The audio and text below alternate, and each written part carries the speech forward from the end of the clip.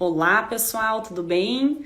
Sejam todos muito bem-vindos. Hoje eu quero falar com vocês sobre um tema que eu trouxe na semana passada, eu acho, sobre o direito de reverter, o direito de acrescer ou o direito de subsistir. São temas que não são muito tratados até mesmo nos tabelionatos, mas também entre advogados, e há uma confusão na nomenclatura.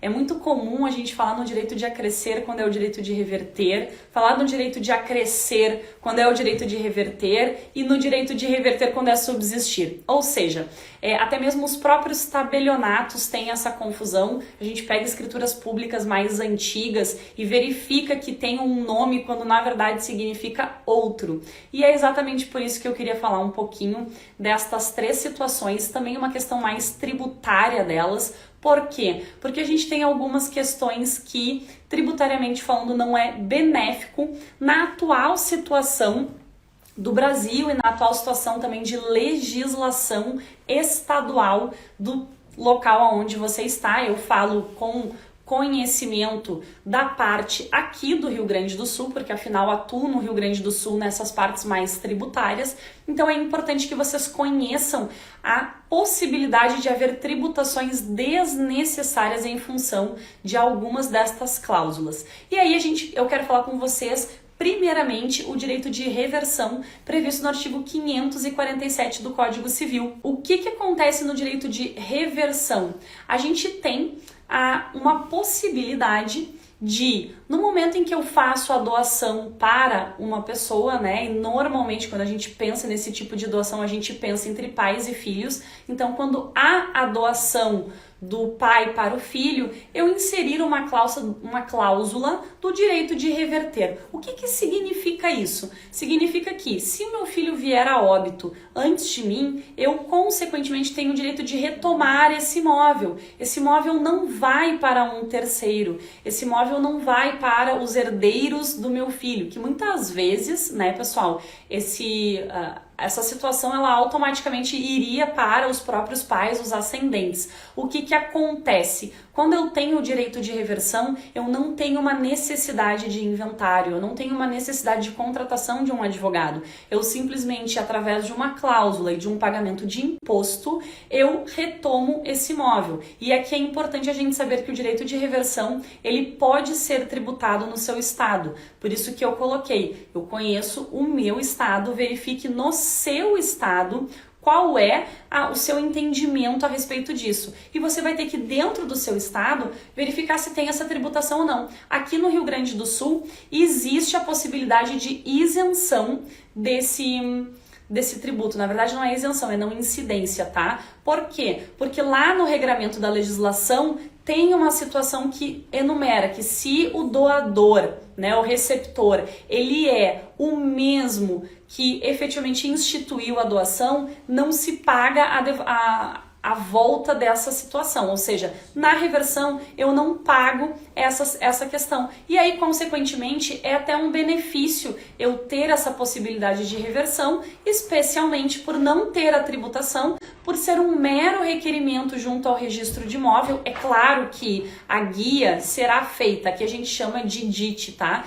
Mas a guia do ITCD será feita. Ela vai ser feita, vai recair ali a não incidência, o tabelionato terá que informar qual é o motivo, qual é o artigo e inciso, para que então venha essa não incidência, tá bem? E, consequentemente, com esta guia, havendo a não incidência mais o requerimento junto ao registro de imóvel, eu resolvo o problema deste imóvel retomando, então, revertendo para o próprio doador o patrimônio, ok? Em seguida, a gente tem a questão do direito de subsistir. O direito de subsistir é uma previsão do Código, tá? No artigo 551, parágrafo único, onde eu tenho a situação que define quando a doação é feita para mais de uma pessoa, ela é definida para todos, né? Então eu tenho ali a questão de que se eu estou doando para 3 pessoas e eu não defini percentual, eu automaticamente tenho a situação de eu vou ter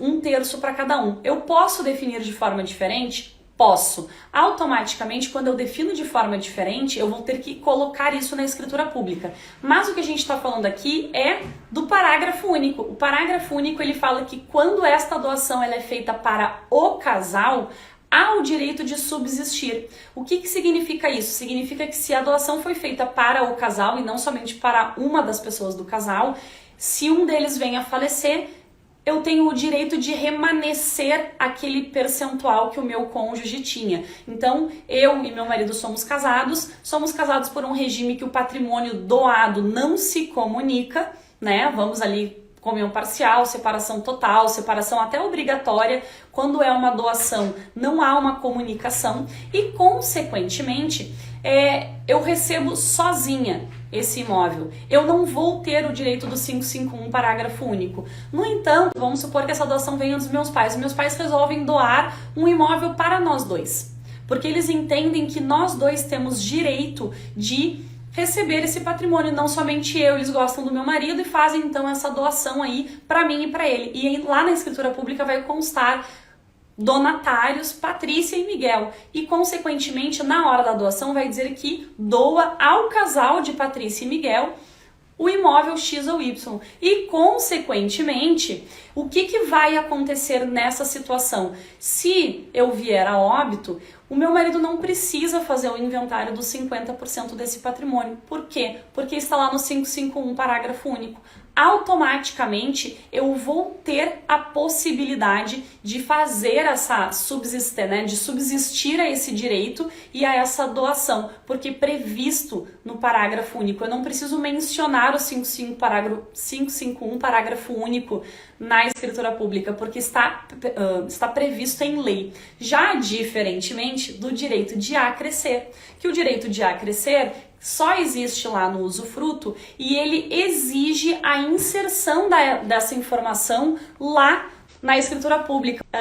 Com relação ao direito de acrescer, o que a gente tem? A gente tem uma previsão lá dentro dos artigos do Código Civil para o usufruto, ou seja, o direito de acrescer ele só existe lá no usufruto. Tá? Então, o que significa isso? Significa que, havendo um casal usufrutuário, quando eu tenho essa previsão dentro do Código Civil, eu vou ter essa situação. E eu só vou poder ter isso no usufruto. O que eu vou fazer então?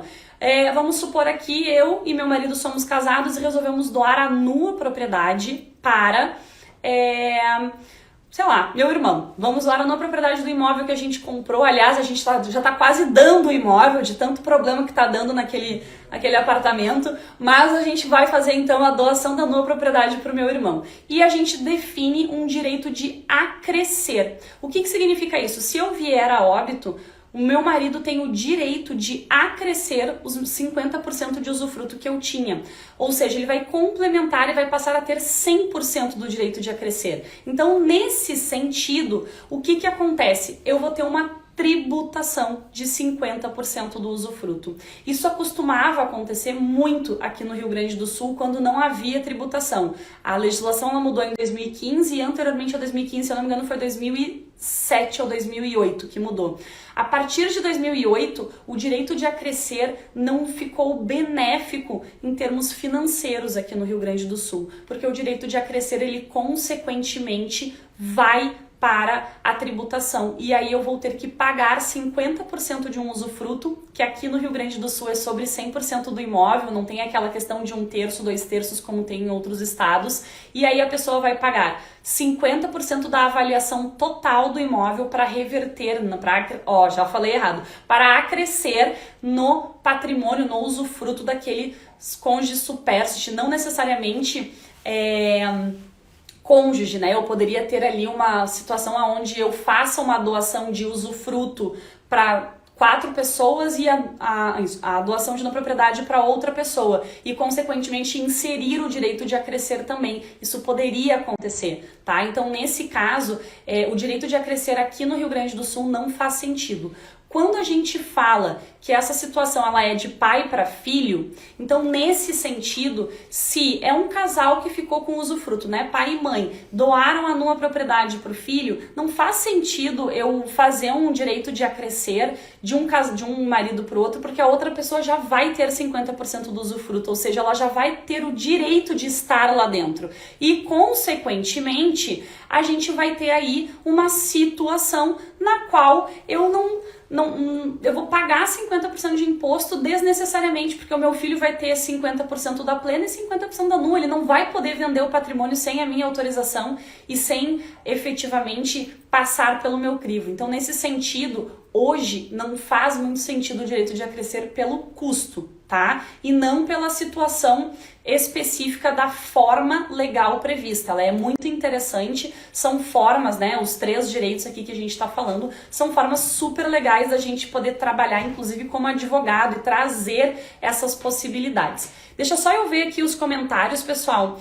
A Gilvane perguntou na comunhão universal de bens. Acredito que tu estejas perguntando isso quando a gente está falando lá do primeiro, do direito de reversão, que não sei se é o direito de reversão que tá me perguntando, ou é na situação do subsistir, tá? Vamos, se tu puder me responder.